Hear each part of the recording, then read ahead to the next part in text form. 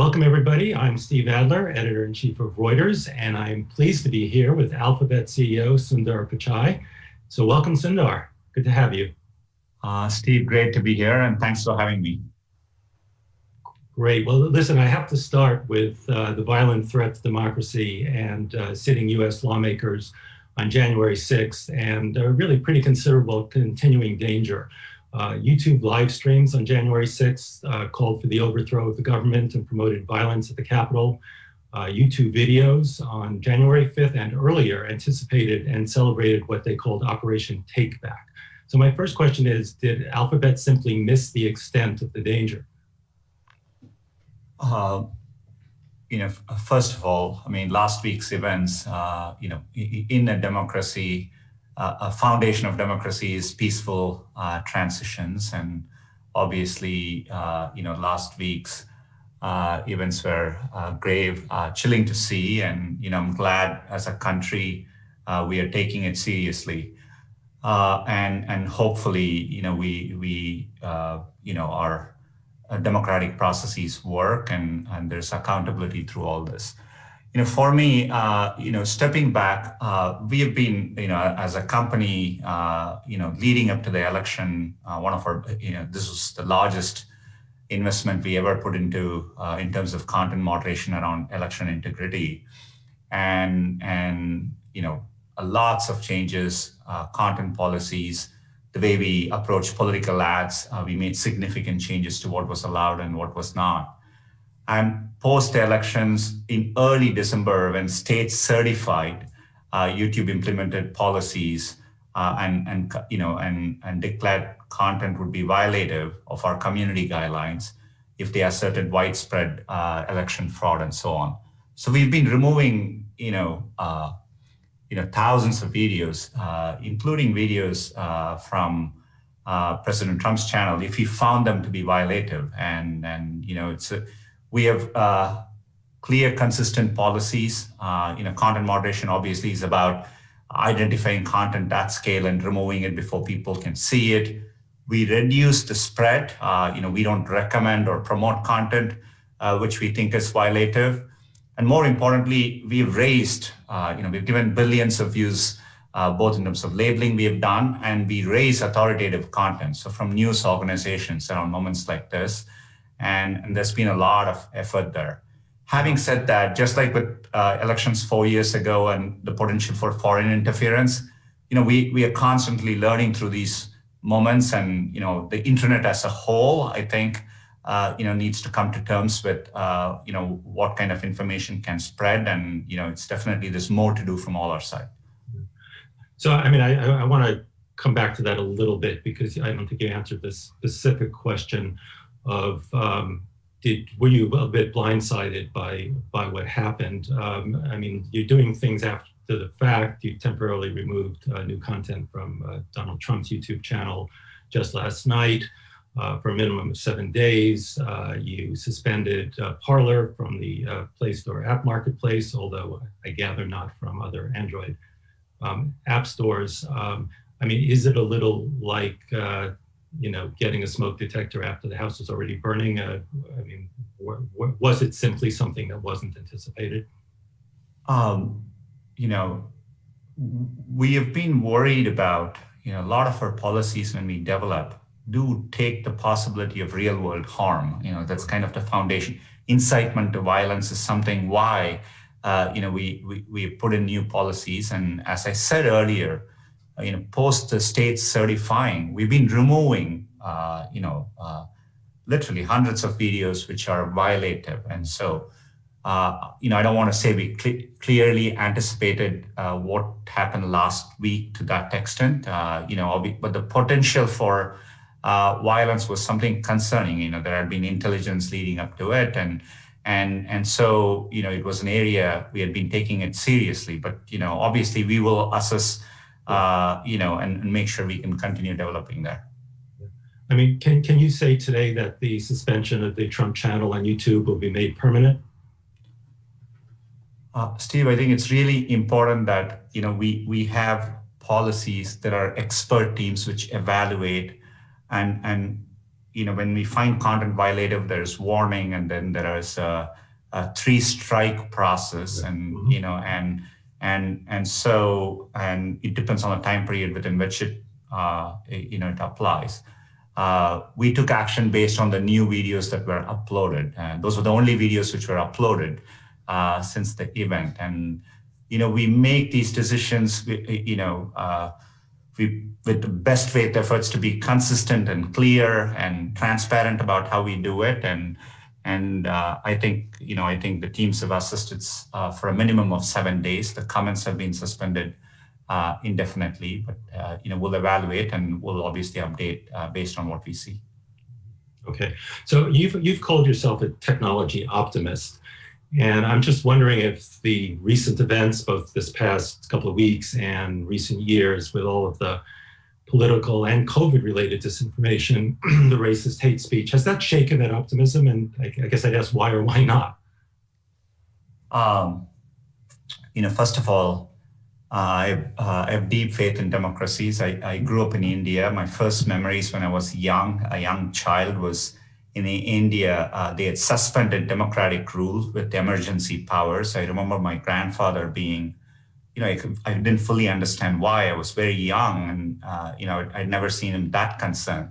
But over time, as I grew up, I began to understand how, as a democracy, you work your way through those moments. And U.S. is a great democracy, and I do think we are resilient to moments like this. And so, my point is, these things are not new. As a country, there are challenging moments across history, and there will continue to be. And I think it's a lot depends on how we handle it. To your question on technology, I continue to be a technology optimist. I see progress everywhere. Both, it is true that we dealt with one of the toughest moments in terms of the pandemic last year. It is also equally true that we had the fastest development of vaccines in human history. No expert would have predicted we would have had multiple vaccines with this level of efficacy in this short a period of time. That validates to me the progress of technology. Towards the end of last year, when I saw a development like AlphaFold, where we were able to make a 50-year breakthrough in protein folding from DeepMind, that tells me in the future what kind of breakthroughs will be possible. So I don't think I've lost my optimism. I'm gravely concerned, like everyone else at the current moment, and how we are working our way through it. But I also have deep confidence in democratic systems, and I'm confident we will prevail through it. Okay, let's turn to some other issues, and then I'm going to come back, I'm sure to your great pleasure, to things like antitrust. But can you talk a little bit about where you're heading at Alphabet and Google? What are you most excited about in terms of what's coming up, products, services, innovation that we want to be watching for? At a high level, across Google and Alphabet, our deep bet is that, if you work on foundational technologies and apply deep computer science, we can tackle many problems. The most foundational of all is AI. We've taken an AI-first approach as a company, and that applies everything to, in Google, last year we had one of the biggest improvements in search results thanks to, BERT, which was an advancement in AI using transformers as a technology. The same AI is what powers robotics to autonomous driving to our drone delivery project. And so I view it as foundational across everything we do. And when I look ahead, I do feel we are at a point of inflection where, AI is progressing, where it is improved. We will be better able to understand language, images, text, speech, and do it all in a more generalized way than ever before. And so that foundational investment, how do you take that and apply it to user problems, is something, I think is going to be foundationally exciting for us. We are also obviously evolving as a company. In addition to serving consumers, we are taking not just AI, our core technical infrastructure and platforms and solutions, and bringing it to companies around the world of all sizes with Google Cloud, and really excited about the progress we're making there as well. Great. Can you talk a little bit more about self-driving cars, about Waymo? What kind of timetable do you see going forward? Kind of what's your 5-year projection for Waymo? Where are we going to be? It's obviously, I look at the progress. We always took a very long-term view and went for a very hard problem, which is full level 5 autonomy. And to do truly autonomous driving, you obviously have to not have a time in mind. It's a safety first approach, and you have to prove you can do that in a very safe way that is acceptable to society. And so that's what drives progress for us. We have driven 20 million plus miles on public roads. And in Phoenix, we obviously have the rideshare service now working, which is an exciting moment. And, and the same technology we are applying not just applies to cars for people, but also for logistics and delivery and so on. And that's the Waymo Via service. I'm optimistic about it. I think in a 3 to 5 year time frame, I think, we, compared to the very narrow ways in which it's working today, we'll be able to demonstrate it in, much larger situations. But we'll be driven by the Waymo team is really focused on safety first, and that's the kind of foundational approach we take. But in terms of business planning and revenue projection, are you projecting that people will be on the road autonomously driving in 3 to 5 years, and that you'll be generating revenue from that? In a 5-year context, we definitely hope to be able to generating revenue. The exact use cases, the applicability are all still being defined. And, definitely, as you saw, Waymo recently completed a, fundraising round, and, it has a board and outside investors. And obviously, there's an expectation that comes with that. And so, that's how we think about it. Yeah. Okay. Back to regulation and antitrust. You've been accused by now dozens, I believe, of jurisdictions across the political spectrum, and we're talking US and overseas, of a variety of anti-competitive practices, and including a number of your businesses in terms of areas. There's search, there's advertising, there's ad tech, mobile apps, Android pre-install, shopping comparison products. Obviously, you don't believe that you are anti-competitive. I guess my question is really, why, in your view, are so many governments and regulators wrong about how they look at your practices? How are they looking at them wrong from your perspective? I think it's first of all, it's appropriate with scale comes scrutiny. As a company, there are areas where we are ahead, areas where we are behind, and so you mentioned briefly newer businesses like Waymo, but when you take something like cloud or enterprise business, or when we make hardware, we are a smaller player investing too. On our core areas, obviously, we operate at scale, and I think it's important, to some extent, I look forward to being able to make the case. I think we have worked hard. We are one of the largest R&D investors in the world, and we've been doing that for many years. I'm talking tens of billions of dollars to stay ahead and innovate and make sure, and everything indicates that users prefer using our services. And having said that, we've always understood with scale, if there are feedback, we've been open to regulation. Privacy has been an important area where GDPR has given certainty. We are open to regulation which makes sense. We just need to know the rules of the road. I think we are making the case. We have always approached our work following the rules of the road, putting users first and innovating hard. But having said that, it's important to me that we constructively engage through these processes, and to the extent there is important feedback through that, and we need to make changes, we will, and that's how we've always approached these processes.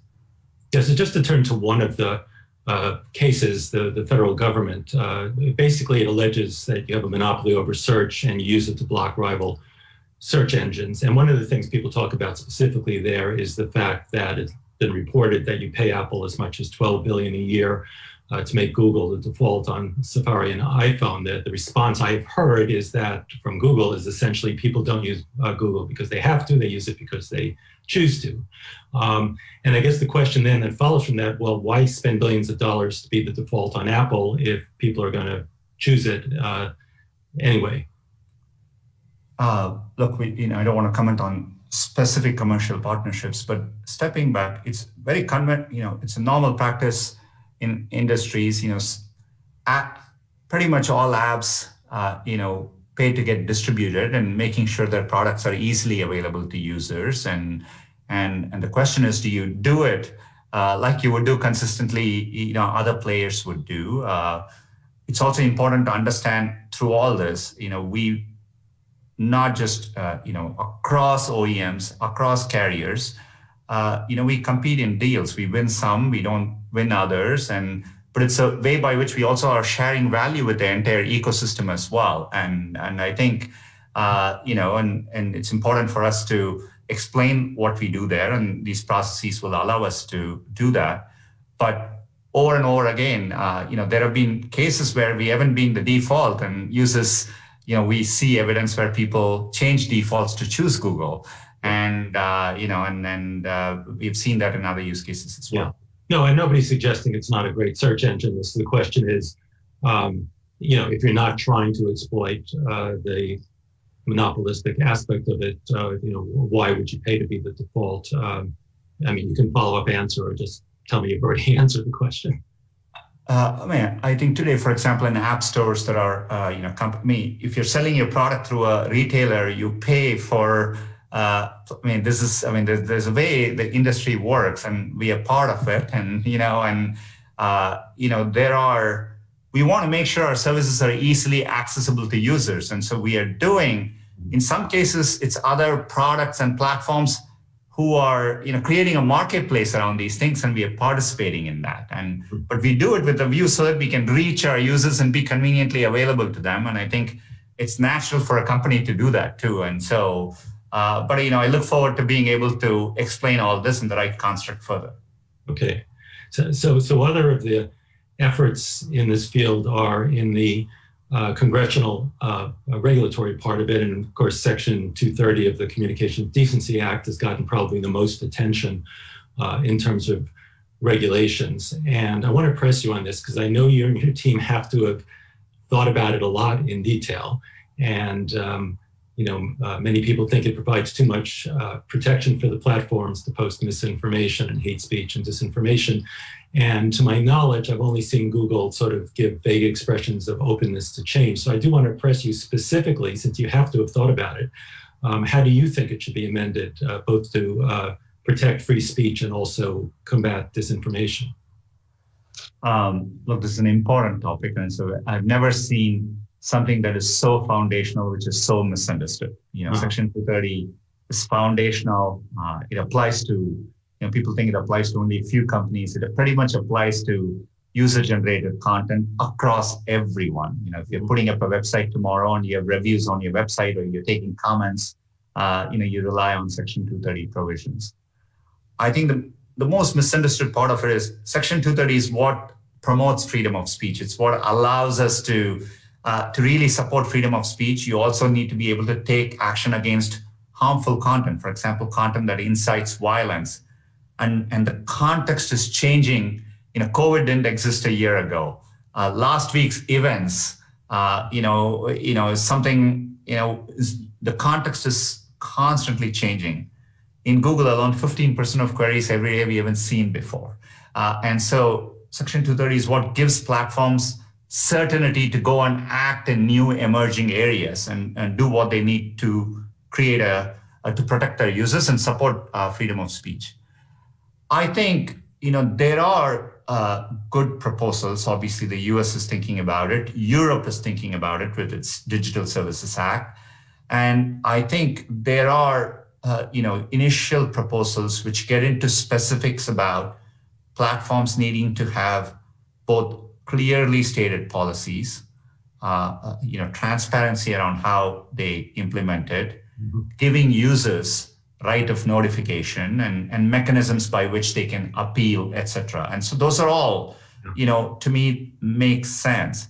And then there may be areas where there can be specific regulation based on a type of content, but you have to tackle that narrowly, and it needs to be done with a lot of thought because it is constantly changing, and in some ways, from a company standpoint, having clarity there would help us. Yeah. But it's also important to understand if you make it very onerous, it actually is very burdensome for newer companies which are trying to create products and services too. So I definitely think it's a complex area. I expect there'll be a lot of legislative engagement in this, and hopefully we can all make progress there.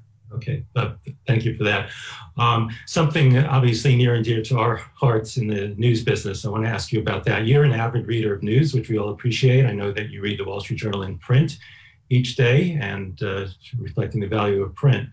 I was at the Wall Street Journal when the Wall Street Journal decided not to give news away free, but to charge for it. Do you think news organizations made a critical mistake in allowing their content to become a part of Google's search free of charge? And would they have more control over their financial viability? Obviously, the industry is in huge trouble if they had not become part of this Google search community. Mr. You've been in the news industry for a long time. I think internet has been a big disruptor, in more ways than I can simply summarize.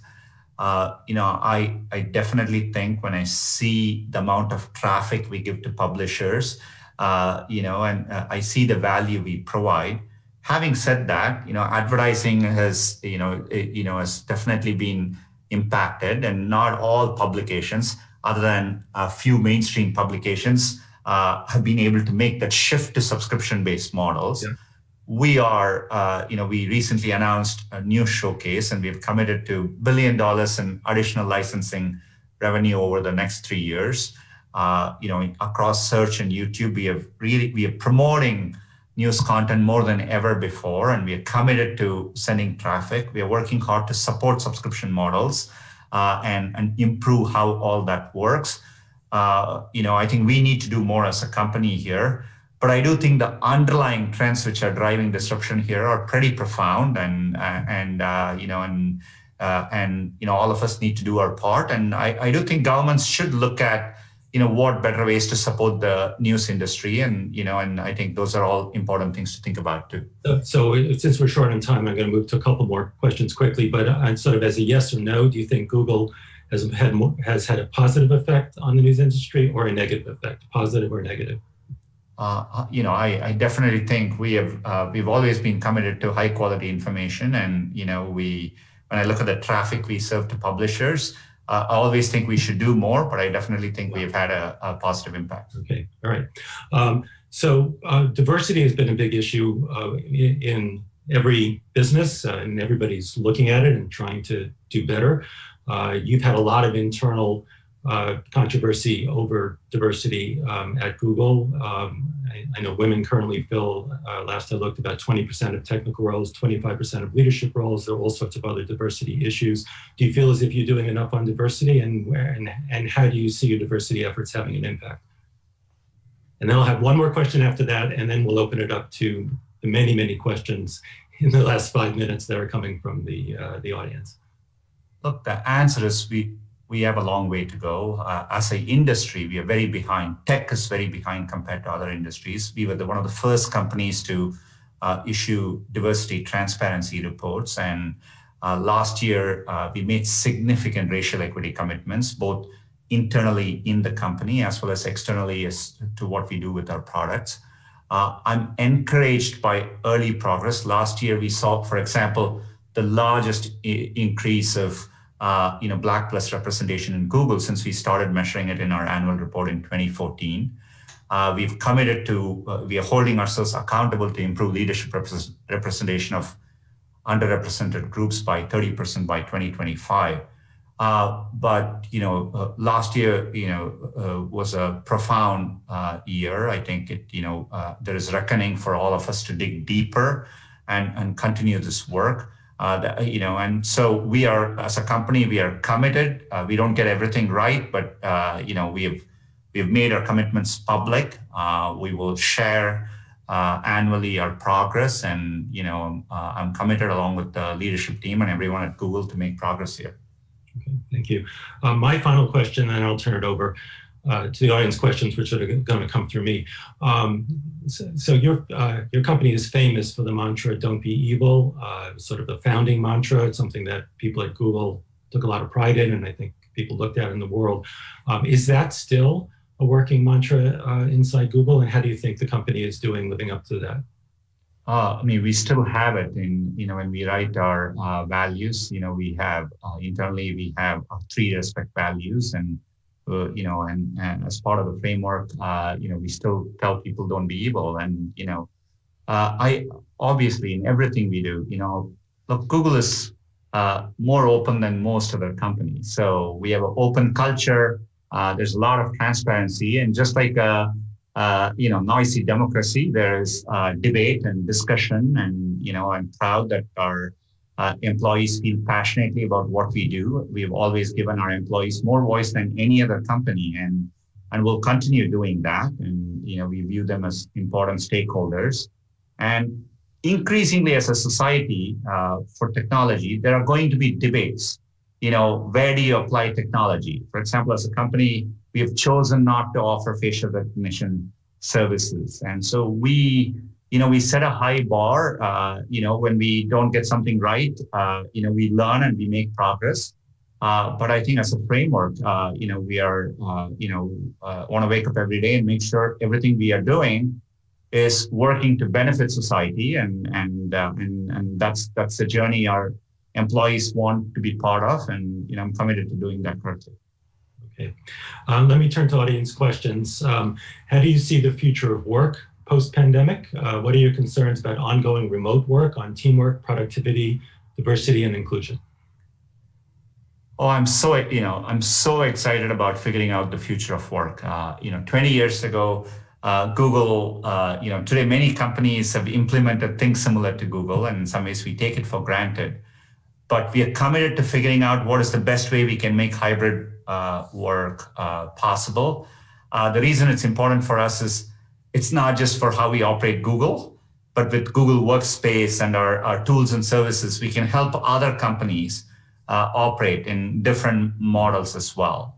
And technology will play a big role. I think figuring out how not to always make physical presence be the most important way by which you can be productive, I think is a big thing for technology to solve. We are experimenting with our spaces over time. We are reconfiguring our office spaces to run experiments where it's easy for people to come together and have group meetings and so on. And there are times they can be productive working from home. And so we are going to run pilots and figure this out. But it's one of the things I'm very excited by, because I think it's going to drive a tremendous improvement in productivity over time globally. Mm-hmm. It'll also pull more people into the workforce who aren't able to be part of it today. Yeah. To your first question about, am I a technology optimist? Yes, I think future of work is going to be an area where we are going to see more innovation than ever before. I have time for a very short question and a very short answer to maybe too big a question, but it just goes to the issue of biases in algorithms in AI and what you're doing to work to keep racial and other biases out of it. And I'm afraid you got to do that in about 90 seconds. As a company, we have clearly committed to AI principles, and we have deep processes to evaluate. We publish a lot of research. In fact, I mentioned earlier why we chose not to offer facial recognition APIs as a company. We've clearly stated, AI bias being a deep area of concern in our AI principles. We publish a lot of research. Having said that, these are difficult areas. I think as an AI community, we are a bit behind globally in terms of, elevating the awareness and consciousness around all this. And so we all have more work to do there. Great. I think we'll end here. Really appreciate you joining us. It was very illuminating. You've got a lot of big issues and decisions to make, and so we'll all be watching closely. But Sundar Pichai, thank you very much for joining us. Thanks, Steve, and congrats on your long journey and your retirement, and hope the next few years are fruitful for you as well. I appreciate that very much. Okay. Thanks. Bye-bye. Thank you.